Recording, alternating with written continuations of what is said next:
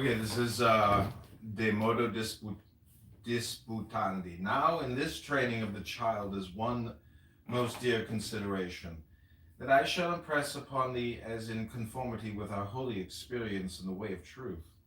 And it is this, that since that which can be thought is not true, every statement is in some sense false.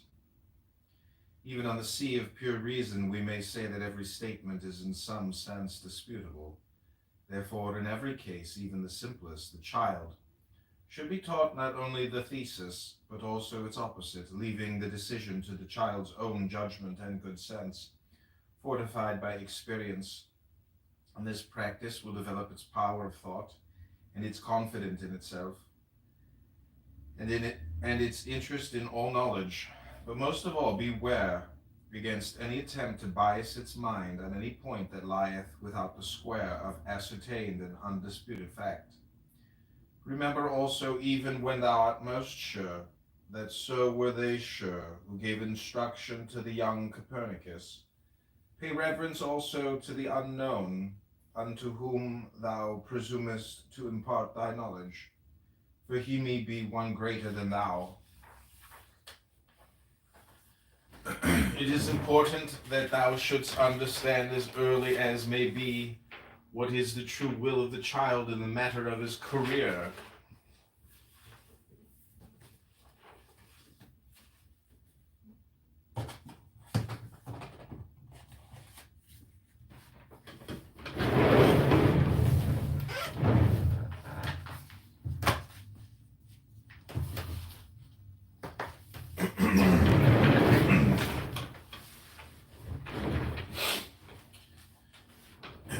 It is important that thou shouldst understand as early as may be what is the true will of the child in the matter of his career.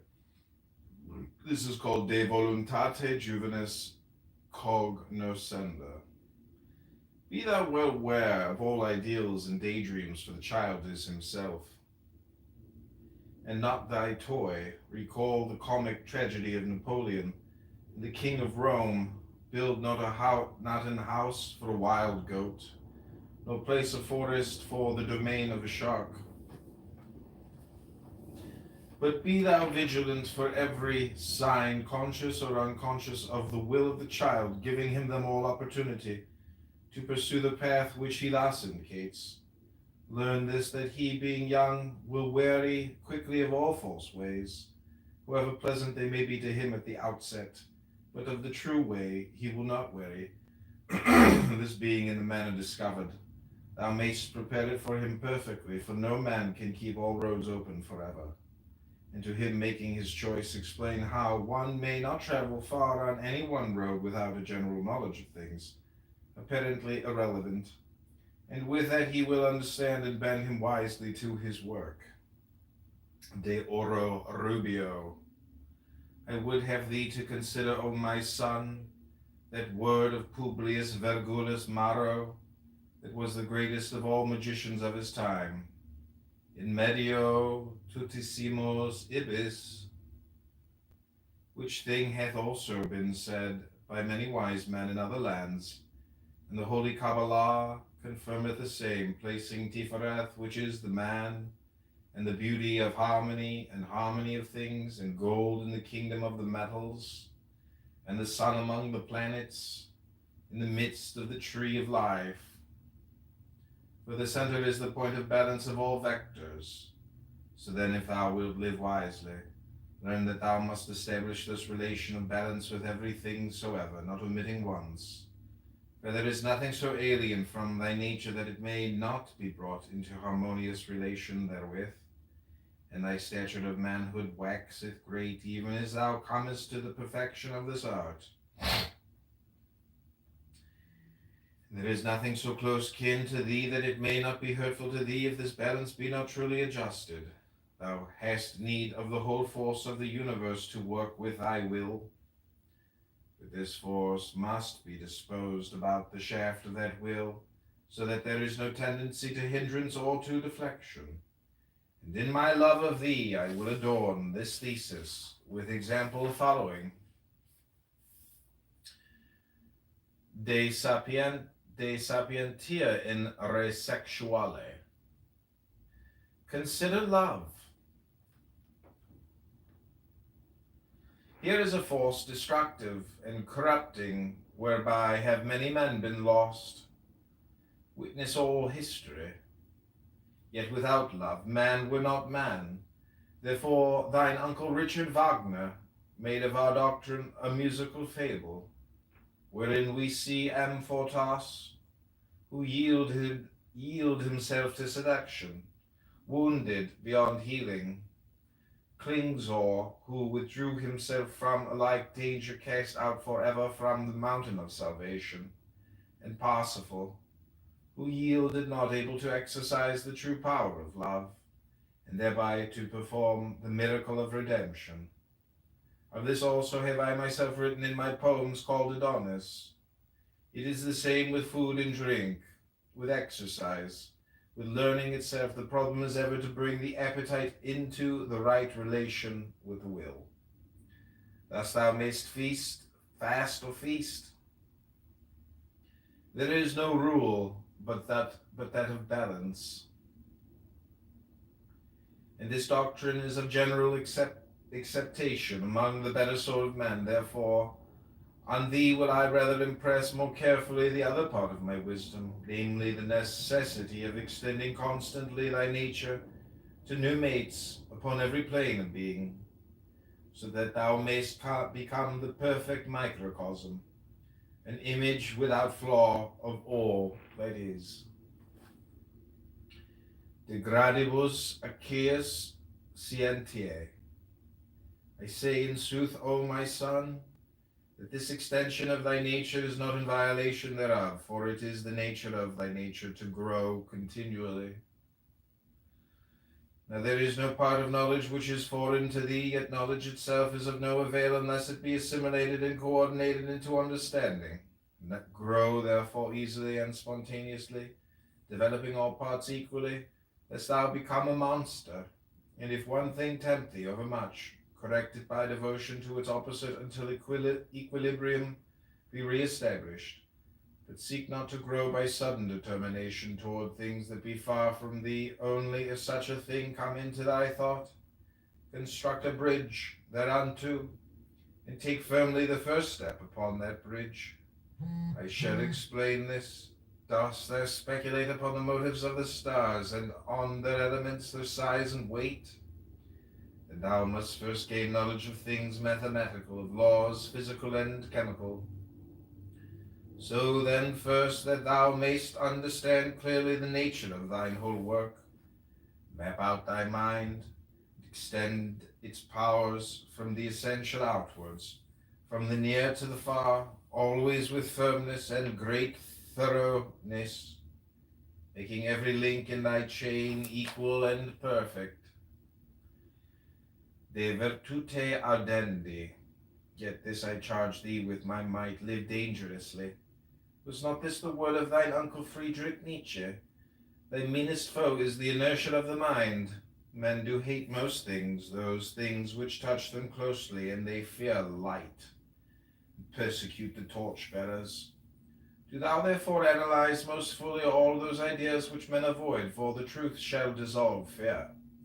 Rightly indeed men say that the unknown is terrible, but wrongly do they fear lest it become the known. Moreover do thou all acts of which the common sort beware, save where thou hast already full knowledge, that thou mayst learn use and control, not falling into abuse and slavery. For the coward and the foolhardy shall not live out the days. Everything hath his right use, and thou art great as thou hast use of things. This is the mystery of all art and magic, and thine hold upon the universe. Yet if thou must err, being human, err by excess of courage rather than of caution. For it is the foundation of the honor of man that he dareth greatly. What saith Quintus Horatius Flaccus in the third ode of his first book? Die thou standing. De arte mentis culendi, a mathematica. Now concerning the first foundation of thy mind I will say somewhat. Thou shalt study with diligence in the mathematics, because thereby shall be revealed unto thee the laws of thine own reason and the limitations thereof. The science manifesteth unto thee thy true nature in respect of the machinery whereby it worketh, and showeth in pure nakedness, without clothing of personality or desire, the anatomy of thy conscious self. Furthermore, by this thou mayst understand the essence of the relations between all things, and the nature of necessity, and come to the knowledge of form. For this mathematics is as it were the last veil before the image of truth, so that there is no way better than our holy Kabbalah, which analyzeth all things soever, and reduceth them to pure number, and thus the natures being no longer colored and confused, they may be regulated and formulated in simplicity by the operation of pure reason, to thy great comfort in the work of our transcendental art, whereby the many become one. Sequitur Classica. My son, neglect not in any way and any wise the study of the writings of antiquity, and that in the original language, for by this thou shalt discover the history of the scripture of thy mind, that this, its nature regarded as the last term in a sequence of causes and effects. For thy mind hath been built up by these elements, so that in these books thou mayst bring into the light thine own subconscious memories. And thy memory is as it were the mortar in the house of the mind, without which is no cohesion or individuality possible, so that it is called dementia. These books have lived long and become famous because they are the fruits of ancient trees whereof thou art directly the heir. Wherefore, say I, they are more truly German to thine own nature than books of collateral offshoots, though such were in themselves better and wiser. Yea, O my son, in these writings thou mayst study to come to the true comprehension of thine own nature, and that of the whole universe, in the dimension of time, even as the mathematic declareth it in that of space that is of extension. Wherever by this study shall the child comprehend the foundation of manners, the which, as saith one of the sons of wisdom, maketh man. Sequitur Scientifica.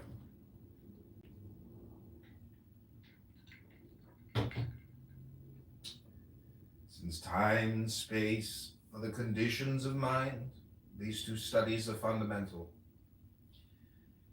Yet there remaineth causality, which is the root of the actions and reactions of nature. This also shalt thou seek ardently, that thou mayest comprehend the variety of the universe, its harmony and its beauty, with the knowledge of that which compelleth it. Yet this is not equal to the former two, in power to reveal thee to thyself, and its first use is to instruct thee in the true method of advancement in knowledge, which is fundamentally the observation of the like and the unlike. Also it shall arouse in thee the ecstasy of wonder, and it shall bring thee to a proper understanding of art, magic. For our magic is but one of the powers that lie within us undeveloped and unanalyzed, and it is by the method of science that it must be made clear and available to the use of man. Is not this a gift beyond price, the fruit of a tree not only of knowledge but of life? For there is that in man which is God, and there is that also which is dust. And by our magic we shall make these twain one flesh, to the obtaining of the empery of the universe. De modo quo operit lex magica. Give ear attentively, O my son, while I expound unto thee the true doctrine of magic. Every force acteth in due proportion on all things with which it is connected. Thus a burning forest causeth chemical change, the combustion giveth heat and motion to the air about it by the operation of physical laws, and exciteth thought and emotion in the man whom it reacheth through his organs of perception. Consider, even though it were but legend, the fall of the apple of Isaac Newton, its effect upon the spiritual destinies of man. Consider also that no force cometh ever to the end of its work. The air that is moved by my breath is a disturbance or change of equilibrium. It cannot be fully compensated and brought to naught, though the eons be endless. Who then shall deny the possibility of magic? Well said, Fraser. The most learned doctor of the College of the Holy Trinity in the University of Cambridge. The science was but the name of magic, which failed not of its intended effect. De machina magica. Lo, I put forth my will, and my pen moveth upon the paper. By cause that my will mysteriously hath power upon the muscles of my arm, and these do work at a mechanical advantage against the inertia of the pen. I cannot break down the wall opposite me, by cause that I cannot come into mechanical relation with it, or the wall at my side, by cause that I am not strong enough to overcome its inertia. To win that battle, I must call time and to win that battle, I must call time and pickaxe to mine aid. But how could I retard the motion of the earth in space? I am myself party of its momentum. Yet every stroke of my pen affecteth that motion by changing the equilibrium thereof. The problem of every act of magic is then this: to exert a will sufficiently powerful to cause the required effect through a menstruum or medium of communication. By the common understanding of the word magic, we yet exclude such media as are generally known and understood. Now then, O my son, I will declare unto thee first the nature of the power, and afterward that of the medium. De harmonia anime cum corpore. All things are interwoven. The most spiritual thought in thy soul, I speak as a fool, is also a most material change in blood of brain. Anger maketh the blood acid, hate poisoneth mother's milk. Even as I showed formerly in reverse how disturbance of physical function altereth states of consciousness, now no man doubteth the power of the will of man, whether it be his love that beggeth children, or causeth wars wherein many men be slain, whether it be his eloquence that moveth a mob, or his vanity that destroyeth a people. Only in all such cases we understand how nature worketh, through known laws, physical or psychical. That is, there is a state of unstable equilibrium, so that one machine setteth another in motion as soon as the first disturbance ariseth. Therefore it is not proper to regard all consequence of a will as its effect. Without the revolution, there could have been no greater effect of the will of Napoleon. Moreover, his will was broken in the end, to the present misfortune, as it seemeth to many beside myself of mankind.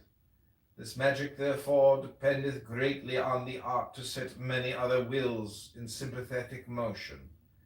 The greatest magus may not be the most successful in a mean conception of a limit of time.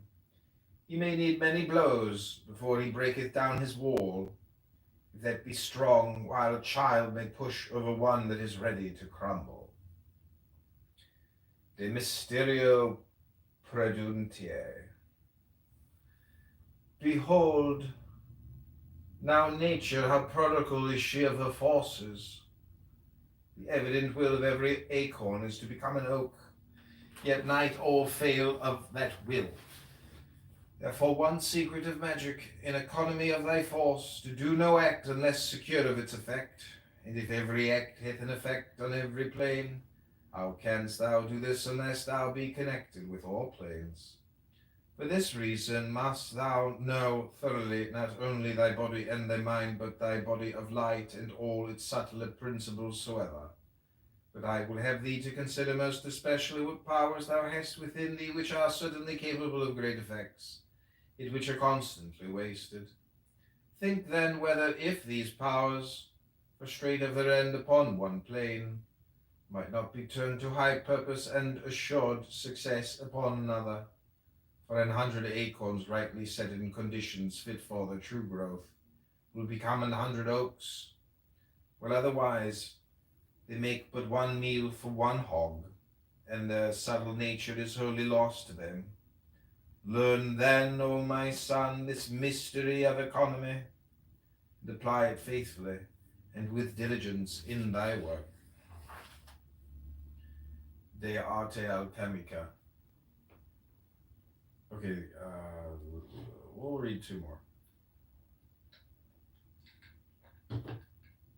Here then must I write concerning talismans for thine instruction. Know first that there are certain vehicles proper for the incarnation of the will. I instance paper whereon by thine art thou writest a symbolic representation of thy will, so that when thou next seest it, thou art reminded of that will, or it may be that another seeing it is moved to obey that will. Here then is a case of incarnation and assumption, which before it was understood was rightly considered grimaille or magic. Again, thy will to live causeth thee to plant corn, which in due season being eaten is again transmuted into will. Thus thou mayest in many ways impress any particular will upon proper substance, so that by due use thou comest at last to its accomplishment. So general is this formula, in truth, that all conscious actions may be included within its scope. There is also the converse, as when external objects create appetite, whose satisfaction again reacteth upon the physical plane. Praise thou the wonder of the mystery of nature, rising and falling with every breath, so that there is no part which is not mystically partaker of the whole. De arcano subtilissimo. O my son, there is that within thee of marvelous puissance, which is by its own nature the incarnation of thy will, most ready to receive the seal thereof. Therein lie hidden all powers, all memories, more than thou hast thyself 10,000-fold. Learn then to draw from that great treasure house the jewel of which thou art in any present need. For all things that are possible to thy nature are already hidden within thee, and thou hast but to name them, and to bring them back into the light of thy consciousness. Then squander not this gold of thine, but put it to most fruitful usury. Now then of the art and craft of this most holy mystery, I write not for a reason that thou already knowest. Moreover, in this matter thou shalt best learn by thine own experience, and thine observation in true science shall guide thee. For this secret is still of magic, and occult, so that I know not certainly if thy will lieth my way on or no. Okay, that's a brief reading from Liber Aleph LCXI, the Book of Wisdom or Folly.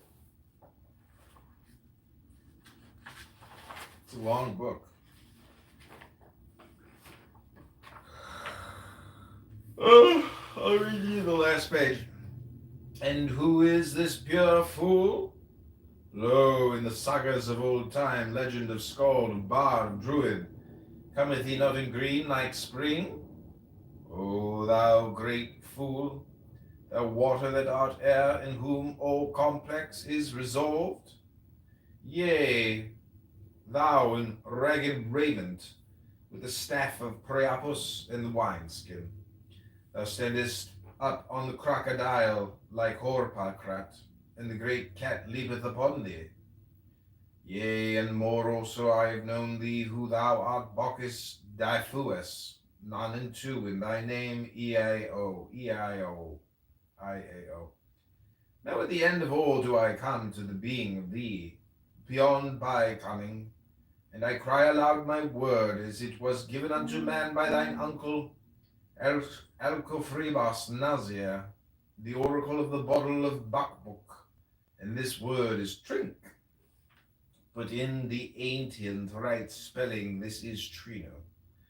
Whereof the number is the number of the name of me thy father, to wit 666. Love is the law, love unto will, 666, and XIV, Sol in Aries, Luna in Aries.